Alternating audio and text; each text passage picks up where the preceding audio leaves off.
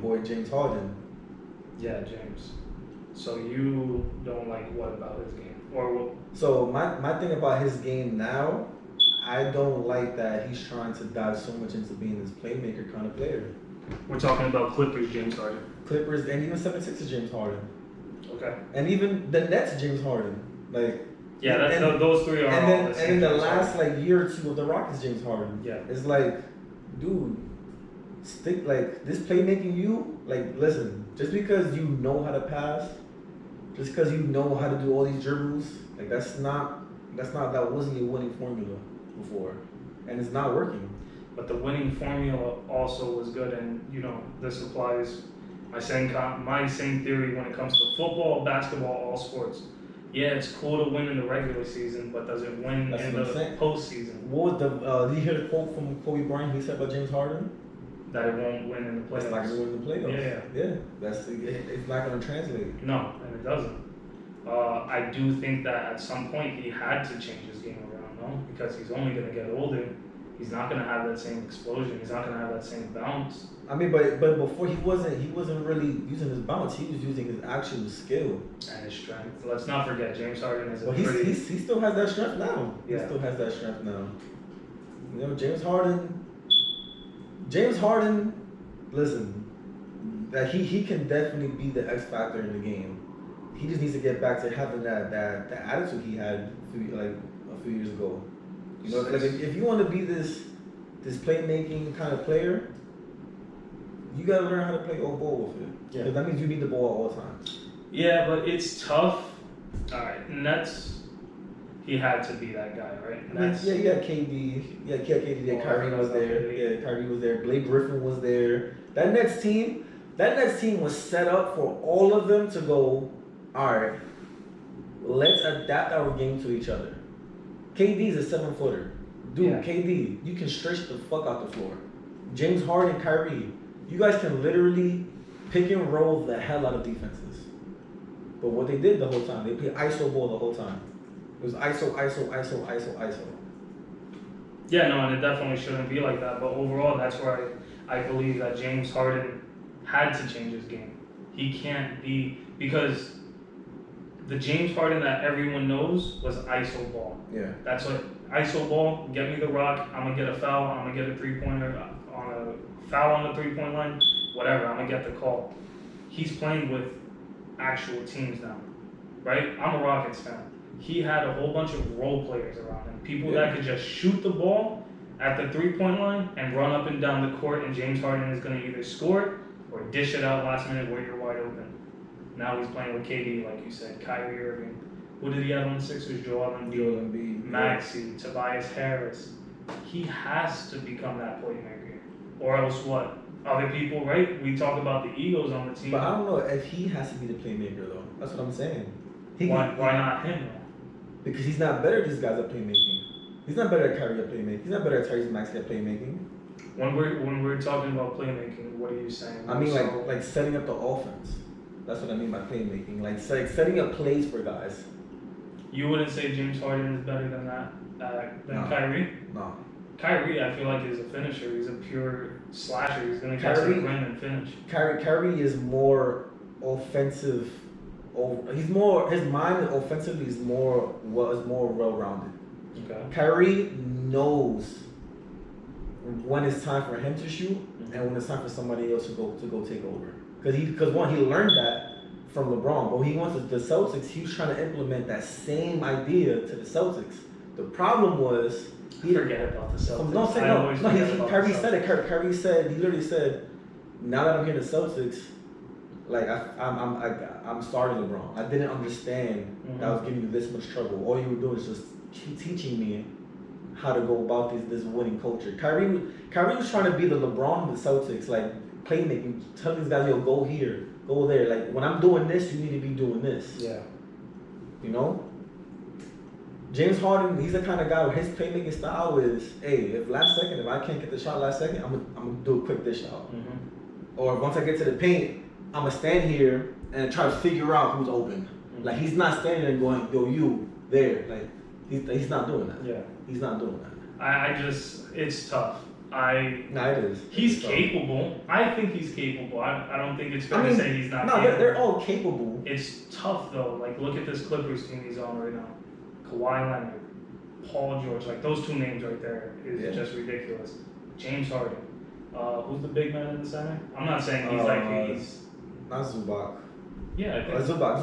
Yeah, Zubac. He needs to get fed the ball. Like, that's 4 players right there. But that has to be shared. Well, but right now they're on the road right now. They are. But you know what? People sleep on Tyronn Lue. I mean, I'm just checking James Harden, his stats for the Clippers right now. Yeah, I think he's averaging like 22, 7 and 5. Let's check. Let's see if I'm right. So points per game, 16.9. 17. Okay. I want to see his assists. See how he's doing there. 8.5. Well, I was close. 8. I said 22 points. So averaging 16.9, 64th in the league. Rebounds 4.9, 93rd in the league, and 8.5, 5th in the league. So he's doing a good job at sharing the ball. That's the winning formula. Yeah. That's the winning formula. So I think it's fair to say, like, you know, he is doing a good job at it. Yeah. Right now, we're just going based off of, like, you know, his current run with the Clippers, and maybe he had to go through with the Nets and the Sixers to be excelling like this. Do they have a usage rate on here? It's going to be tough. Let's see. Who knows? No, I don't think they do. But overall... No, this Clippers team, they figured it out. They figured it out, even with Russell Westbrook being there. Oh, that's another one. Yeah, even with Russell Westbrook being there, they figured out how to get these wins. But they lose to the Lakers. They lose to the Lakers though. Let's see. The Lakers. LeBron had Kawhi on clamps that last game they played. Alright, so let's go into making our hot takes, right? We're kind of halfway through the season, right? The All-Star game is coming up. I watch these games religiously. I know you watch time to time. Yeah. Who would you say, based off of what you're seeing right now, let's give it some leeway, who are your top 3 contenders to win it all this year, to win a big game? Top 3 the contenders, I gotta throw in the Nuggets. Gotta put in the Nuggets. And the Lakers, right? The Lakers. Listen, let me, I like the Lakers. I love the Lakers and their team. I just don't like how they play sometimes, honestly. I'll give you my take on them right now. I'll do my 3. Nuggets, Celtics might have a real good chance this year. Celtics. And the third team, I'm gonna be honest, the Timberwolves might pull it out this year. What happened? Oh. Turn it on. The Timberwolves might do something this year. They did have that good run. What was it? 2 years ago? 2 years ago. Yeah, but this year, I don't know. Anthony Edwards, he's playing out of his mind. He's looking like Jordan for real. Honestly, he's what we were just talking about before, starting this up. He's the other player playing like. He is balling. Besides Jalen Brunson, it is also Anthony Edwards. Anthony Edwards is balling. Yeah. But for my thing on the Lakers though, last year this time the Lakers had the same record. They were 21, I think 24, something like that. Last year this time. Yeah. And they went to the Western Conference Finals last year. People don't bring that up, but they were in the Western Conference Finals this past year. They were 1 series away from the finals. Mm-hmm. This year, it's so hard to figure out what they're gonna do because they lose to these garbage teams. Yeah. But then they play these winning teams and these top teams, and they're killing them. Like they're winning against these teams. And with the way they're winning is like it's the right way. Like AD's playing defense, he's scoring. LeBron James, he's playing defense, he's scoring. Austin Reeves, he kills. Like I don't know. My take is the Lakers are gonna go as far as they want to go. The fact that they are beating the good teams, that's a good sign. It's a good sign, but it's also not good that they can't play to that same degree and that same level with the bad teams. So it's like that give and take where they can compete against the good ones. Yeah. But then what's it also saying if you're losing to the bad ones? But then it's like you got to factor in too when it comes to playoff time. LeBron's a different person come playoff time. Yeah, no, for sure. Yeah. But it does he still got it though for this year? It's a different. Yeah. Because I think we are slowly seeing LeBron, and it's not dramatic. No, it's not. It's like a. It's like, like no, I think honestly, worse. I think it's the first year we actually saw, like we actually see the dip. The first time you actually see like, okay, like LeBron. He looks a little tired. Yeah, alright, bro. He's sweating a little too much right now. He's a little too sweaty right now. He might need the extra towel now. Like he definitely some breathing, but he's still playing like 40 minutes a game. Yeah, no, he's still playing like 38 minutes a game. They restricted him to 37 or 38 minutes, which is nothing. The double overtime game against the Warriors. He played almost? Double, yes. Oh, I didn't know that. Double overtime. And the Lakers won. My fault, not to get off topic. It was an in-season tournament, right? They won the in-season tournament. They beat the Pacers for the chip for that. Tyrese Halliburton. That was the big big one-on-one. So what I'm looking up right now is to see if the in-season tournament really did place them in playoffs. I don't know. I haven't seen anything. That's why I know you had said yeah, but I thought that's what I read before. I think that's what they initially want to do. We have to do some more research. I know they got $500,000 per person. For sure. Yeah, they got $500,000. All right. So sorry. Nuggets. Yeah, Nuggets, Celtics, and I said like Timberwolves. I think has a good chance. Okay. If they continue, if Anthony Edwards continue playing like this, and like their defense has been pretty good this year too. Yeah. If they keep this up, I could see them going. Alright. I like that list. I like it. I don't have any disagreements. The only thing, me and my betting shit, I just don't see Nuggets winning back to back. I mean, it's possible, don't get me wrong. Jokic is another contender for MVP again. He might have 3 in a row MVPs. That's wild. That's crazy. 3 in a row MVPs? That's disrespectful, honestly. Yo. Honestly, here's my hot take. My true hot take is the Knicks winning. With the way that they're playing ball, it's due. They're due for something. That OG Anunoby trade, everyone was like, whatever. For some reason, I've always watched the Raptors. I've always been a fan. Anunoby has always been solid. Solid. Remember when they drafted him, he was supposed to be the defender for LeBron. Yeah. Remember that? Yes.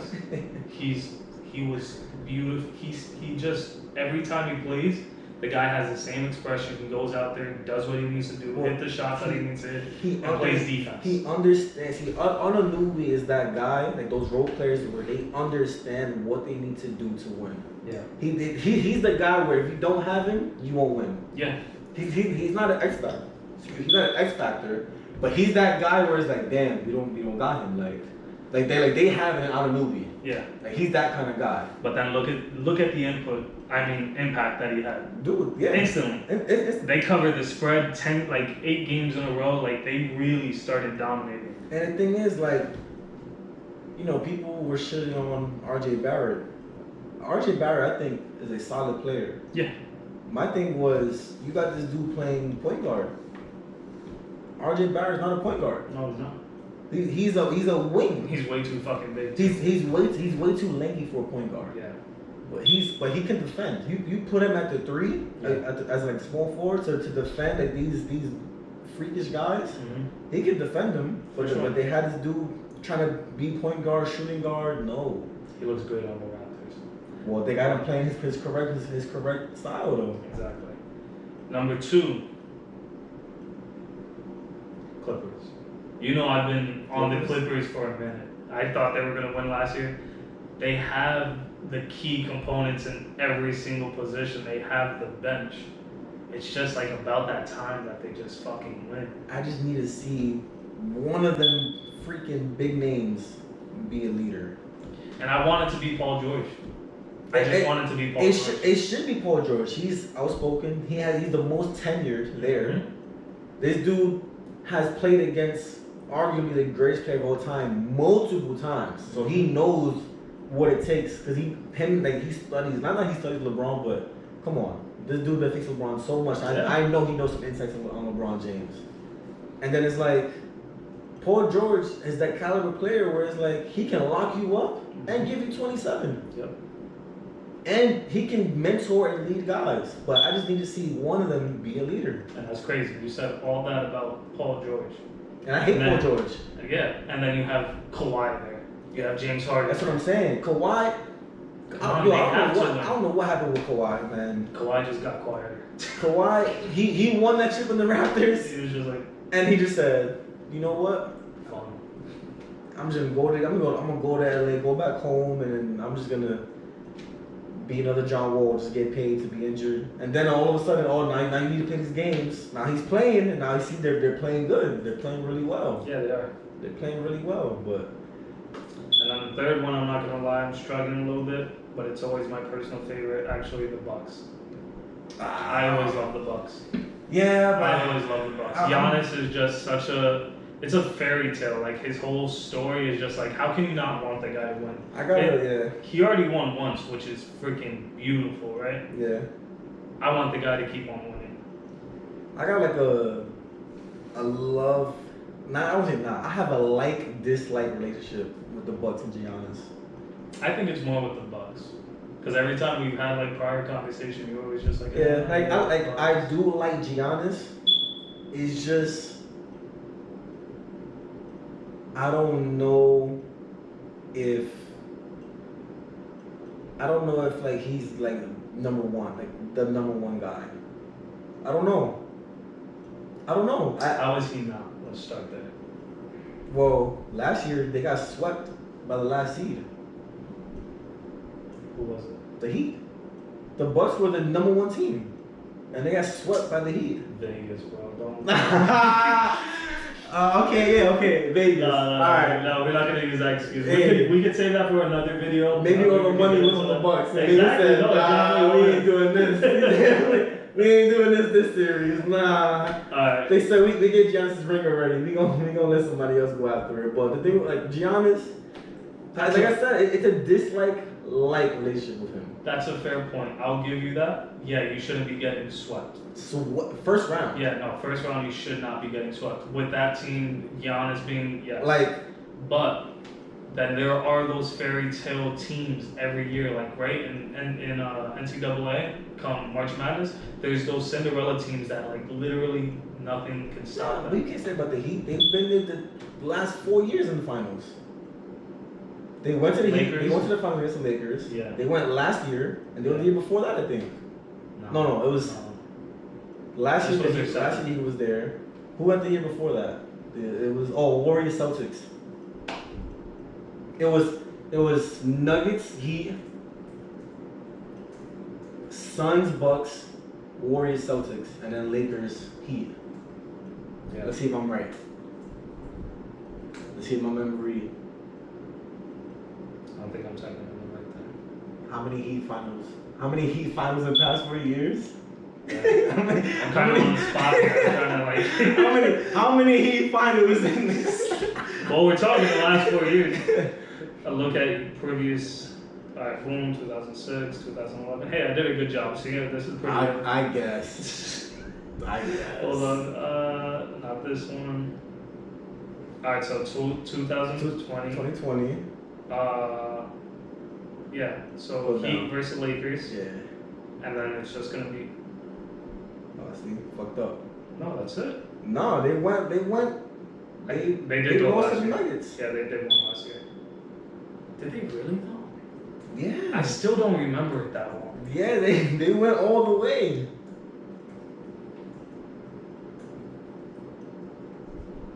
They went all the way. Yeah, they did. That's crazy. Yeah, they did. They got swept, I think. No, I think they won one game. Yeah, they won one game. They won one game. But still, they made it to the finals. I like Giannis. I think he's a number one. What I love about him even more is that, yeah, there was a point where he was just physically dominating these people, right? Boom, dribble, spin, layup, foul. Now it's like you see Giannis. He can pull up for the mid-range. He can pull up for three. Maybe not often and frequent, but he does it with the confidence now. At the free throw line, now it's actually going in. It's getting quicker, right? Everyone was doing. That's why I love him. He's not a guy that just gets stagnant. He's like, well, I could just keep doing this. His game actually develops in every single aspect. And dude, the guy passes also. Love is a strong word for Giannis. What? Love? I don't know. I love. Oh, I love him. I love him. Like this, like. So yeah, that's my 3 right there. Giannis. Well, that's a good 3 though. The Bucks. I mean, the Bucks they definitely have a chance, and they definitely have a With chance. Damian Lillard too, and he's playing solid. The thing is, what's weird is they fired their coach. They were 30 or 24 and 12, something like that. And then they get Doc Rivers, but check this out. Doc Rivers was consulting the coach. And then they fired the coach and they hired the guy consulting the coach. So I'm not understanding what, like, and then the first game they lose to the Nuggets. They lose the debut. They blew a lead. Mm-hmm. And then the meme came out saying, "Oh, glad to see Doc Rivers in his prime playoff form." No, yeah, I definitely hate that about the league. I hate that about sports now, that it's like that winning culture with, coaches. They could be winning, but if you're not winning that chip, boom, you're getting the boom. But Adrian, I don't understand it. Adrian Griffin, I think this is his first year coaching. He's a new coach. They were winning. Like, I don't get it either. And apparently they were saying like, oh, in the locker room, like it wasn't meshing well. They couldn't get the playbook. But I'm like, y'all are winning games. What's the excuse for Nick Nurse? Didn't the guy just win a chip 3 years ago? And right? now he's with the Philly, and they're a top team right now. But again, why are they getting rid of these coaches when they're winning? Yeah, the Raptors didn't make the championship after that, but they're still a solid team winning the regular season. Honestly, I think they get rid of coaches because the players now have a lot of power. I think it's a lot harder to trade these big player names now. So they gotta get rid of the coaches. Shouldn't be like that. It shouldn't, but a coach is a coach, a player is a player, stay in your role, stay in your lane. But I think that's what it is though. Like I really, cause these players they're mad expensive, and when you trade them, you gotta give up a lot of pieces, or you gotta take on the other player's contract.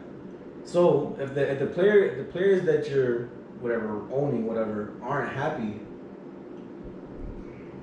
the coach or the GM gotta go. That's as an owner, I think that's how they're viewing it. I can bring a coach in here that guys will like, and I have no issues, and see if it works out. Because for me to trade this whole team, it's more work. It sucks though. It's trash. Yeah, no, it sucks. I don't agree with it whatsoever. Because you trade Nick Nurse. Like you get rid of Nick Nurse. He's on Philly doing really good. The Raptors are not going to beat the 76ers. No. They're not going to beat the Knicks. I do like the new coach though for the Raptors. Oh, I forgot. It's that like foreign dude. Yeah, I like him. No, basically so he went off from the interview. Yeah. He has some fire behind him. Yeah, I like him too. He's legit. But yeah, man, these coaches too though, they have to shape up too though, man. Like I think they deserve more respect though. It seems like you just said, like these players are getting fucking fed everything, right? Like they're getting everything they want. They're getting the deals that they go to whatever team that they want to go to. They're getting everything, and then these coaches, the ones that are drawing up the schemes for these players to look good, get the ball, pass it, whatever, win games, and it's like, oh well, this player's doing no wrong. You gotta get the ball. I don't know. It's all backwards to me. I mean, yeah. Everything nothing makes sense anymore. Like look at what happened with Mark Jackson when he built the Warriors team. Mm-hmm. He drafted all those guys. Yeah. And then out of nowhere they got rid of him and they brought on Steve Kerr. Mark Jackson literally drafted Curry, mm-hmm. Monte Ellis, Klay Thompson, Draymond Green. He literally built that team. And then they bring in Steve Kerr. Yeah. Like that, and then Mark Jackson has had an opportunity to get a coach job to this day. And it's like, dude, Mark Jackson built the greatest team in history. Yeah. Literally. Like this is before KD. He literally built this team that went 73-10 or whatever, 73-9. Yeah. Like he drafted that team, man. He gets no credit for it. Steve Kerr looks like a freaking genius when all he did was ride Mark Jackson's coattails. Now, mind you, that's a different perspective. I like that. No, it's seriously. It's like true. I Steve never Kerr, thought about it that way. He didn't do anything. Yeah. And then on top of that team, you bring on KD. Yeah. Honestly, what has Steve Kerr actually done to really solidify that he deserves this coaching job? if another team was going, we have a vacancy, and Steve Kerr was the option. What has Steve Kerr really done for me to go? He's gonna be one of this. That's gonna change the program. That's tough. I wish I had more input on that.